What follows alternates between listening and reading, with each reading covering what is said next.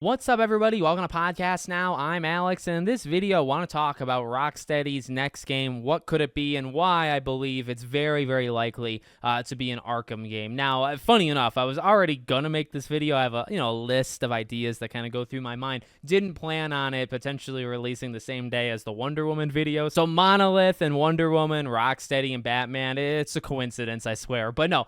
We've heard a lot about Rocksteady. I've covered it on the channel. Last we heard from an official statement from WB, I think that IGN asked for, right, is they're going to let Rocksteady tell basically the end of the current roadmap, which probably means you get the rest of this year, and I wouldn't really expect anything beyond that, right? A lot of reports of, like, who's even working on anymore. I think Jason Schreier's report is it's literally a skeleton crew, far less people than they expected to have on it at this time. Probably because it didn't do well, and whether it's Rocksteady's leadership or WB pulled them and said, we're not having the whole team continue to work on this game when we're losing money. We're going to have you work on something else. Okay, I mean, that's really caught us up, right? Now, in that Jason Schreier article, which we talked about in a previous video, one thing that was speculated / it sounded like it was official. I mean, obviously, I guess it's not official till they say, is that Rocksteady's going to get another chance. And I think it's the right move. We talked about that maybe even in that video.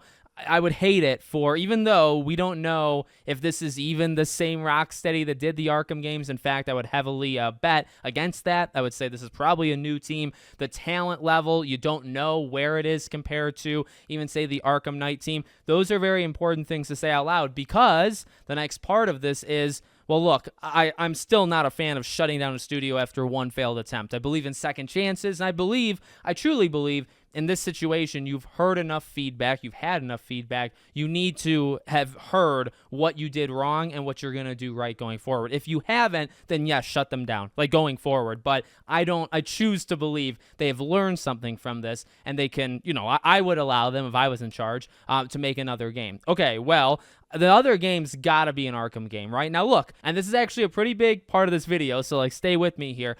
I'm not saying it's the best idea to do a Batman Arkham game. Heavens no. Honestly, I can see the divide in the fans when you even speculate, like, okay, well, obviously it's a Arkham game, right? Well, I guess it doesn't have to be obvious, considering, again, a lot of them weren't around for Arkham Knight. So if they were to make an Arkham game, there would be something there, in terms of, I think, excitement, familiarity, things like that. But you do have to remember that, as we keep saying in this video, right? Just because they're making an Arkham game doesn't mean they should even be guaranteed the same trust in them as maybe they had back with Arkham Knight or even Suicide Squad, right? So I guess you could actually use that logic to say, well, it doesn't have to be an Arkham game. The studio is known for Arkham, the name. Rocksteady is known for Arkham. The people inside Rocksteady, not necessarily. In fact, many of them are not, right? But I would say, I think the name, the Rocksteady, the recognition, I think that kind of triumphs over everything. And honestly, it might be better to make, when we're talking about the pitch for why Rocksteady probably is going to do an Arkham game, I think you got to take a couple of steps back. And that's actually what I kind of see the whole situation being. They messed up big with Suicide Squad. The leadership that seemingly did it to them abandoned ship and let the ship, freaking sink without them being around. And we talked about that as well. Regardless of that, if I'm WB, right, I look at a couple of things. I look at the excitement, albeit the, kind of uncertainty of the VR Arkham game. There's a lot of love for that game, even amongst people, and I can be included in this, even amongst people that really can't play it or won't play it or, won't buy the VR system. There's a lot of people that are very, very invested in Arkham Shadow. And why? It's because, well, it actually looks really, really good, and it's got the name, being basically an Origins 2. In fact, there was even a developer kind of interview with them that talked about how, you can tell more stories in that era. Look, you can do it before Arkham Asylum. You could do it after Arkham Knight. Well, actually, if you do it after Arkham Knight, you don't have the biggest range anymore because of what you did with Suicide Squad. But I think that is the primary thing that WB looks at. And also when you think about second chances, right? I guess this is probably the simplest way to put it. So if you're WB, right, like you allowed this to happen, maybe you pushed for it. Maybe you pushed them to do a live service thing. Maybe you didn't. It goes back and forth, I guess, of what people want to believe. But you see a failed product and you say, okay, we're going to give you one more chance. And we're going to assume that part all the way up to there is true, right? Well, if you're going to give them one more chance and you want to go back to something a little bit more familiar, and that was in the article, right? It was like they want to take it back, I believe, to like a narrative-driven, single player action type game. Okay, it could be any, you could do an Aquaman, you could do Flash, you could do Superman, and like Superman always gets people talking, right? But when you're thinking of a second chance and you have a studio that just did what Rocksteady did, and you have the name recognition of Arkham that still is working, you can see that out of the corner of your eye. Plus, you think of Rocksteady and Arkham kind of, combined. Batman is always going to be a big name. I'm kind of just stacking the reasonings, right? I think WB at this point, and I wouldn't even be that mad if we found out that this happened. Yet again, the rumor is that Rocksteady is pitching it, but I wouldn't be surprised if WB said to them, hey, we would feel much more comfortable if you were going to pitch us. Maybe you could scrap the pitch you're doing right now if you could pitch us a Batman Arkham game. Again, is it the best idea? I actually, I go back and forth. Like, I think it's the best idea for Rocksteady. I think it is.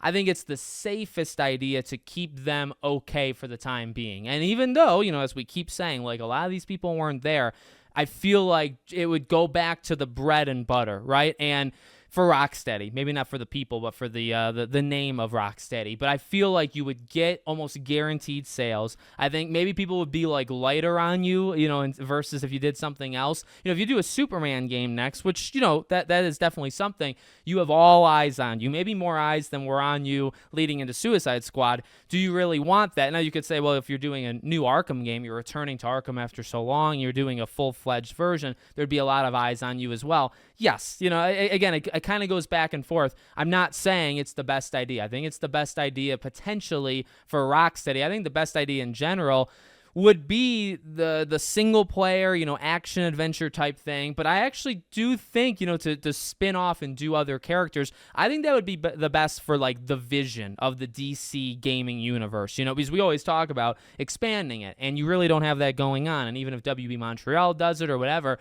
it's taking forever, number one. And number two, well, you don't even know, ultimately, it's very, very light in terms of the superheroes that they're picking. So I think in terms of the vision for the DC games, to be able to, for Rocksteady, to just have like an Aquaman game would be wild. It would be a risk. It would be a bigger risk, I think, than doing an Arkham game. And that's why I think Arkham would be best for Rocksteady, but maybe not best for everybody. I think maybe if you do an Aquaman or you do a Flash, and then you don't even have to pick, any of the ones I'm saying, you could go a little bit more deep. You could go more open, I guess, with like a Superman.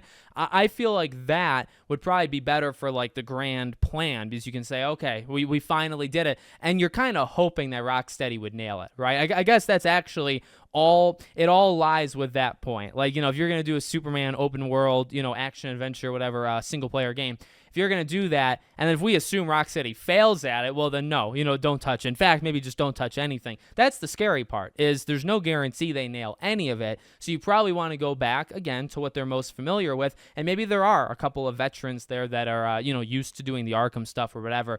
Go back to that. Again, not saying you can't do other stuff, but I do think it'll be Arkham. So let me know what you guys think in the comments. Make sure, as always, you're subscribed to the channel, bell icon turned on. I hope to see you all on the next one.